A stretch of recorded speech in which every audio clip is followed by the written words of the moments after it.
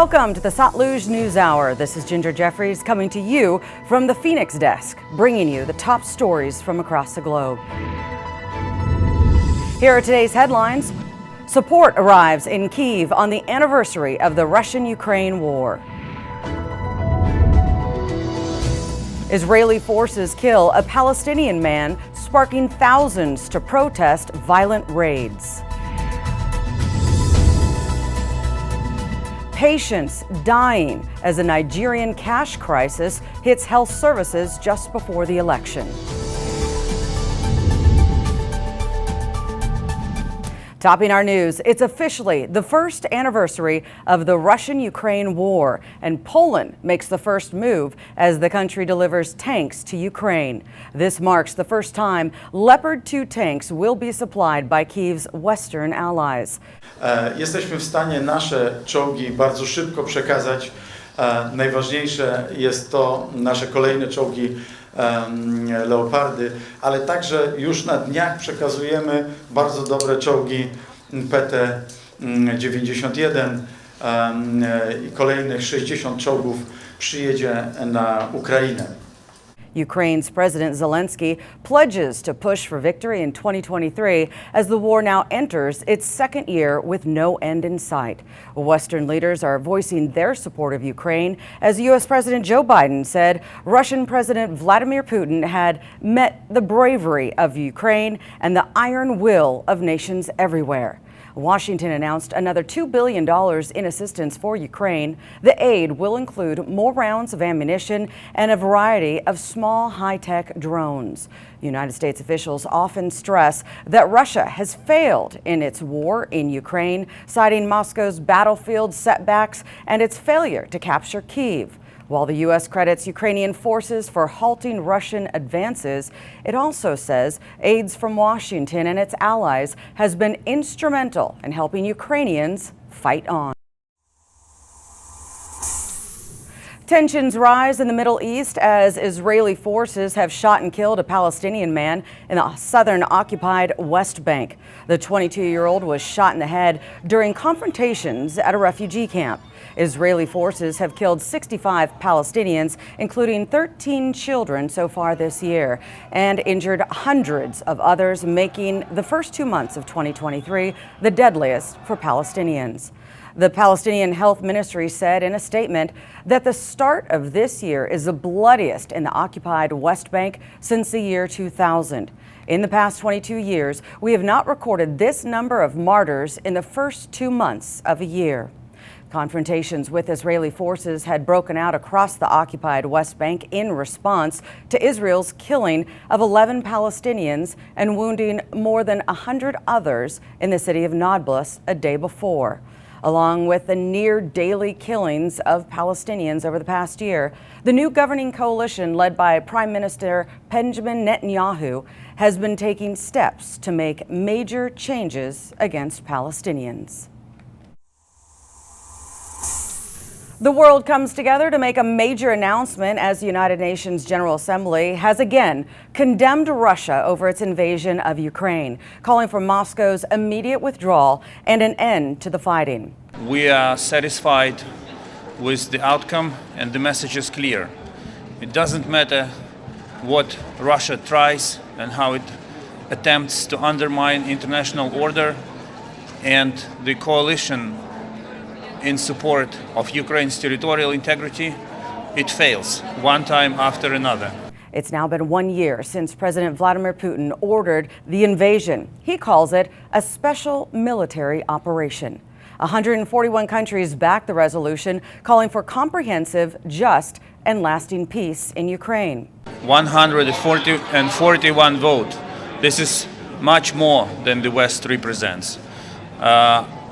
Also, this vote defies the argument that Global South does not stand on Ukraine's side, because many countries representing Latin America, Africa, Asia voted in favor today. 32 countries abstained from voting, while 7 countries, including Russia, voted against it. Some of the countries voting in favor were Argentina, Australia, Denmark, the Dominican Republic, Canada, Chile, Colombia, Kenya, Italy, and many more. Some who voted against it were Nicaragua, Syria, and North Korea. Best friend duo China and Russia are back at it again, as China has now called for a ceasefire between Ukraine and Russia, along with a gradual de-escalation of the situation that will pave the way to peace talks, they say. This comes as part of a 12-point proposal to end the conflict. The plan by China urges an end to Western sanctions against Russia, noting humanitarian corridors for the evacuation of civilians and steps to ensure the export of grain caused global food prices to spike last year. The Chinese Foreign Ministry said that all parties must stay rational and exercise restraint, avoid fanning the flames and aggravating tensions, and prevent the crisis from deteriorating further or even spiraling out of control. China doesn't have much credibility because they have not been able to condemn the illegal invasion of Ukraine. And they also signed, just days before the invasion, an agreement between President Xi and President Putin on limitless partnership with Russia. The proposal mainly elaborates on long-held Chinese positions, including that all countries' sovereignty, independence, and territorial integrity be effectively guaranteed. Coming up next, Tunisia arrests key opposition figures as a crackdown now escalates. Stay with us. We're going to be right back after the break. Hello, my name is Jeffries. Do you ever wonder what's behind the news? What is it that you are not being told? Going behind the news and finding the truth. Let the truth flow. SATLUJ Network. Let the truth flow.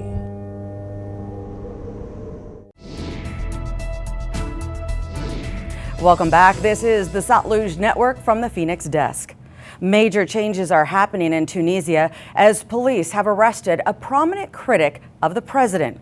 Johar Ben Merrick is the latest in a dozen prominent public figures arrested this month for putting the brakes on the government's rule. The dramatic move comes against the sole democracy to emerge from a series of anti-government protests known as the Arab Spring.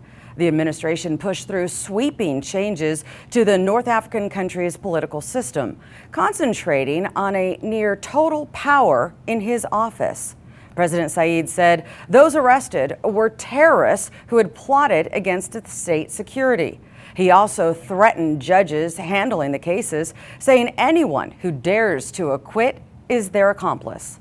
Since seizing total executive power, Said has now controlled parliament and pushed through a new constitution that gives him close to unlimited control and makes it almost impossible to impeach him.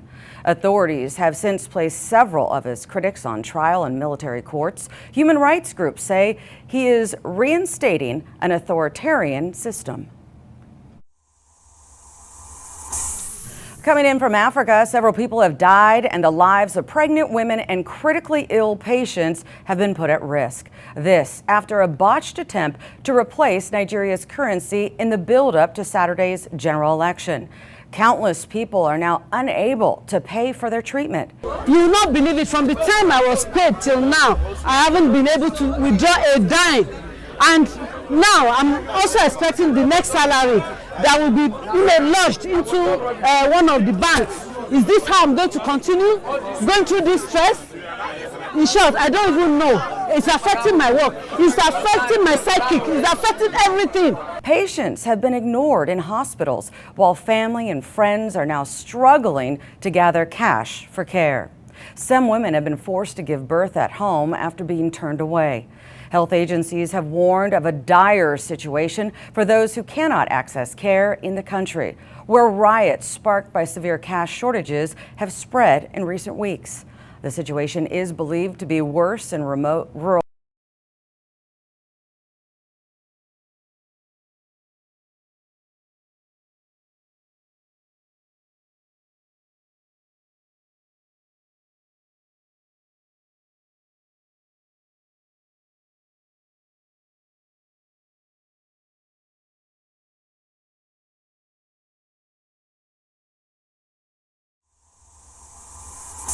Mexico defends its actions as President Andrés Manuel López Obrador has defended a controversial bill that would cut the budget of the country's electoral agency.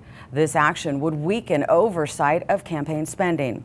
Obrador said he expects court challenges to the bill, like those previously filed against many of his administration's reforms. But he added that the legislation would survive them because none of it was, quote, outside the law. He said that all of this is part of normal politics in a democracy.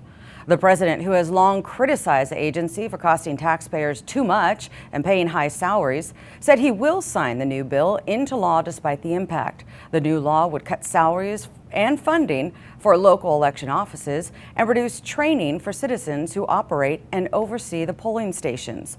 It would also lessen sanctions for candidates who fail to report campaign spending.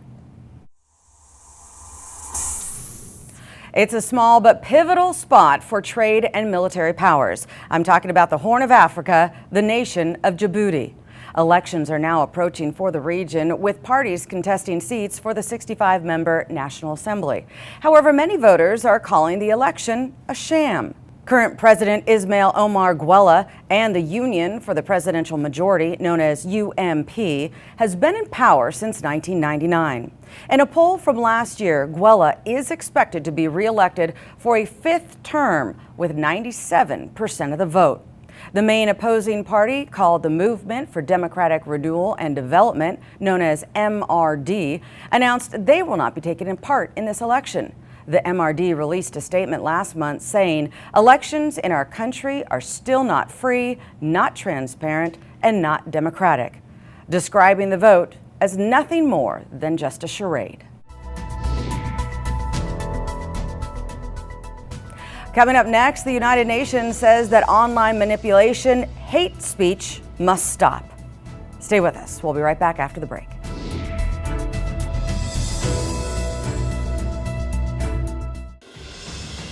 Life is not scripted, never foretold. No matter what happens and where it happens, open your eyes and read between the lines. And never stop asking questions or wanting to know more. Discover the unknown. Hear the human story. Be impartial. Be courageous. Find the untold story. And keep the pioneering spirit alive. Committed to truth. SATLUJ Network. Let the truth flow.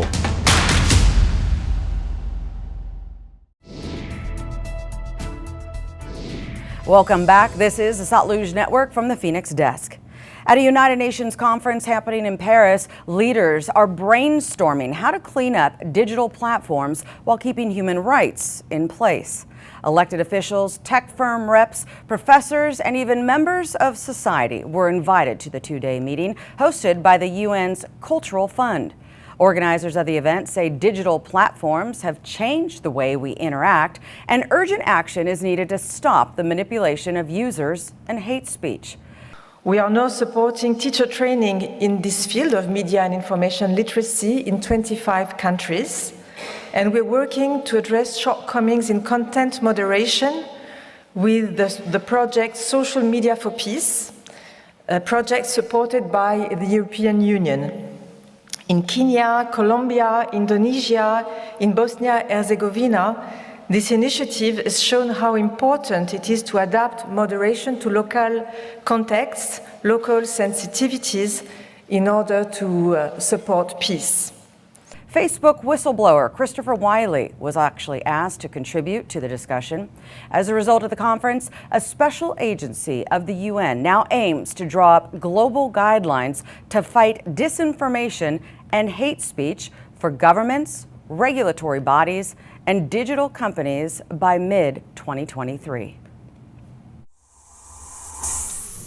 The heat is on down under, and it continues. After a record-worthy January, Australia continues to sweat out their summer months in above normal numbers. Two large blocking high-pressure systems south and west of the region have allowed that heat to just fester overhead. Temperatures are 15 to 20 degrees above normal, meaning in excess of 95 degrees Fahrenheit. Because of this, there is a chance that another cyclone genesis off the northwest coast may in fact bring severe tropical storms. You may remember last year, Australia hit their all-time highest temperature of 123 degrees Fahrenheit, January 13th, 2022. So would you rather have a robot drive you to work or just do your household chores? The good news? You may get both in the next 10 years. A new study published in the journal PLOS ONE predicts 39% of your daily tasks will be done through artificial intelligence. Researchers from the University of Oxford and Japan's Ochanzamizu University found robots for domestic household tasks, such as robot vacuum cleaners, have now become the most widely produced and sold robots in the world. The team believes grocery shopping will likely see the most automation, while caring for the young or old was least likely to be impacted by AI. Critics of the study say the drawback to robots taking over housework is the fact that technology can in fact be expensive, which could lead to a bigger gap between the haves and the have-not. Well, move over, Katniss Everdeen. Turns out the bow and arrow has been around long before the Hunger Saga. A study published in the journal Science Advances reveals a cave in southern France shows evidence of the first use of bows and arrows in Europe 54,000 years ago. This finding pushes back the age of archery in Europe by more than 40,000 years. The new research comes from the Mandarin Rock shelter overlooking the Rhone River in the south of France. The site was first excavated in 1990, producing a layer of remains dating back more than 80,000 years. Now, one note here, the earliest use of the bow and arrow was actually found in Africa, more than 30,000 years before the new discovery in Europe.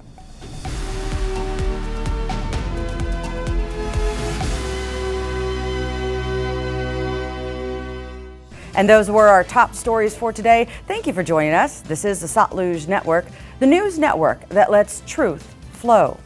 For more information and the full story coverage, go to satlujnetwork.com. Of course, we'd love to hear feedback from you. Just email us at info@satlujtv.com. We'll see you next time.